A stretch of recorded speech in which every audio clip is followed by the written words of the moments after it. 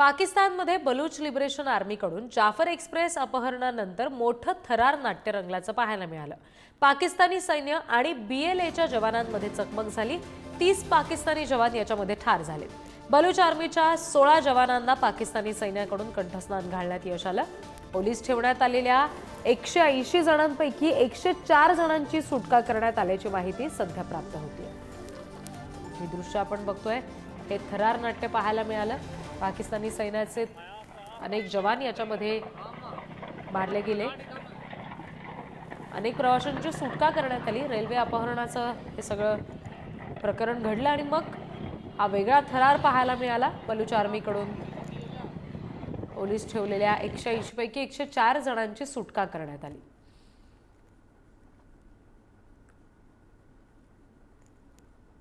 LBAचे 16 जवान ठार झालेले आहेत। 104 प्रवाशांची सुटका या सगळ्यामध्ये करण्यात आलेली आहे।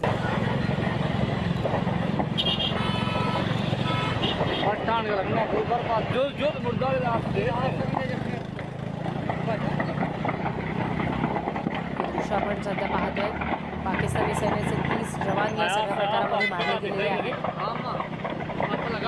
बलूच आर्मीच्या 16 जवानांना पाकिस्तानी सैन्यानं कंठस्नान घातलं। पोलीस ठेवण्यात आलेल्या 180 पैकी 104 जणांची सुटका करण्यात आलेली आहे। जे थरार नाट्य रेल्वे अपहरणानंतर रंगलं त्याची ही दृश्य आपण पाहतो। आणखी तपशील घेऊया प्रतिनिधी शिवाजी काळे यांच्याकडून।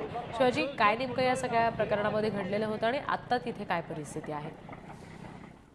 सध्या परिस्थिती नियंत्रणात आणण्याचा प्रयत्न पाकिस्तान सरकारकडून केला जात आहे। त्यामध्ये पाकिस्तानच्या आर्मीची तुकडी होती अशी माहिती मिळते। मात्र अद्यापपर्यंत या सगळ्या प्रकरणामध्ये कुठलंही नियंत्रण जे आहे ते अजूनही आलेलं नाही। लोक जे आहे ते अजूनही पोलीस ठेवण्यात आलेले आहेत आणि असं सांगितलं जातंय की ती जी ट्रेन आहे ती एका भुयारामध्ये आहे, त्यामुळं कंट्रोल करणं कठीण जात आहे। आणि आतापर्यंत जे आर्मीचे लोक त्या ट्रेनमध्ये होते त्यांना मारण्यात असल्याचं सांगण्यात येत आहे। आणि या लोकांचं जी मागणी आहे त्यांना बलुचिस्तान हा जो प्रांत आहे पाकिस्तान मधला त्याला वेगळा स्वायत्त दर्जा हवी आहे, वेगळा देश म्हणून मान्यता हवी आहे। आणि या अगोदर देखील आपण पाहिलं असेल तर बलुचिस्तानमध्ये सातत्यानं अशा प्रकारची मागणी समोर येताना पाहायला मिळते। साधारण 3 ते 4 आर्मी अशा पद्धतीने तिथे स्थापन करण्यात आलेल्या आहेत आणि त्यांची स्वतंत्र देशाची मागणी जी आहे ती कायम आहे। जेव्हा भारत स्वतंत्र झाला त्याच वेळेस पाकिस्तानची निर्मिती होत असताना बलुचिस्तान प्रांतातील जे लोक होते त्यांनी देखील स्वतंत्र देशाची मागणी केली होती। सुरुवातीला जिना यांनी अशा प्रकारची मागणी मान्य केली होती, मात्र नंतर त्या ठिकाणी त्यांनी आर्मी घुसवून हा प्रांत स्वतःला मिळवून घेतला होता। तेव्हापासूनच या ठिकाणी बलुचिस्तान मधील लोक जे आहेत सातत्यानं स्वतंत्र देशाची मागणी करताना पाहायला मिळतात।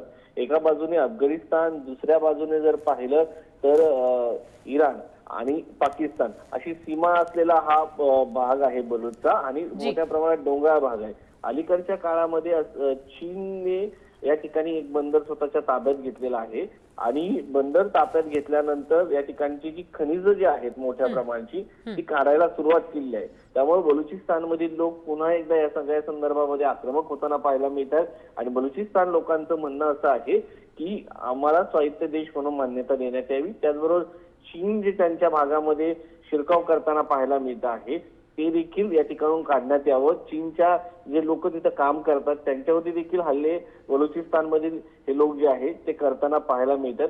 सध्या या ट्रेनची जर आपण परिस्थिती पाहिली तर अजूनही परिस्थिती नियंत्रणात आलेली नाहीये आणि सरकारकडनं प्रयत्न जे आहे ते सध्या सुरू आहे।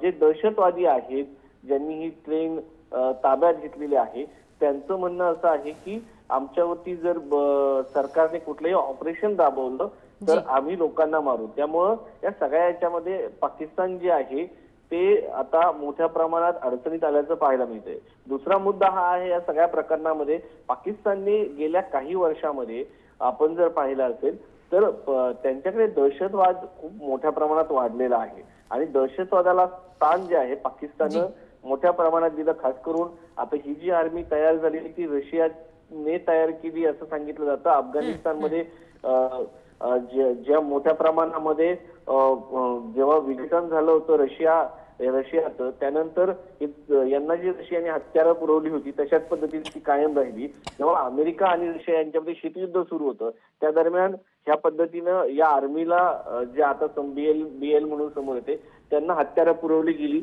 असं सांगितलं जातं. मात्र अगदी या निश्चित सगळ्या निश्चित याच्यामध्ये शिवाजी, जसं तुम्ही म्हणताय की पाकिस्तानमध्ये घडलेल्या या सगळ्या ट्रेन हायजॅकने आता संपूर्ण जगाचंच लक्ष वेधून घेतलं. धन्यवाद दिलेल्या सगळ्या सविस्तर तपशिलांसाठी.